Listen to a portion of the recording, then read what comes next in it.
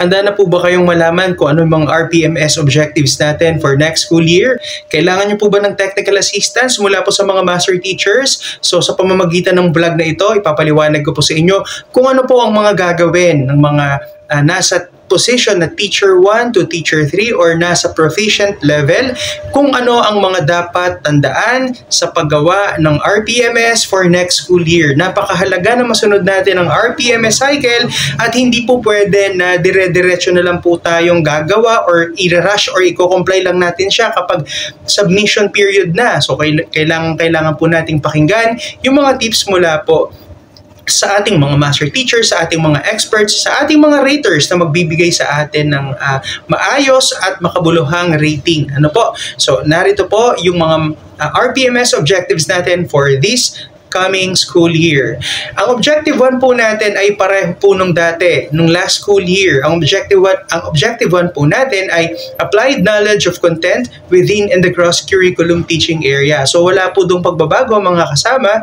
So ganun pa rin po ang gagawin natin. Importante na tandaan ang terms na ito po para sa mga teacher 1 to teacher 3. Within and across curriculum teaching area. Marunong po ba kayo mag-integrate ng ibang subjects sa learning area ninyo?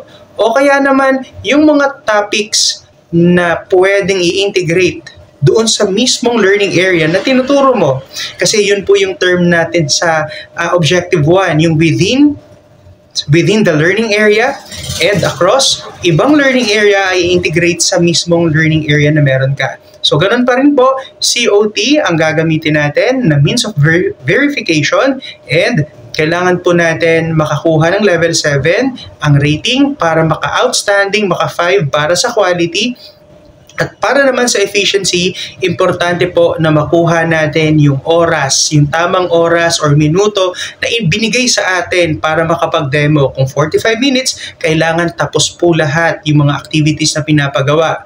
Dahil kung hindi po, mababawasan po tayo ng score. So yun po yung para sa Objective 1 ngayong darating na school year, 2023-2024.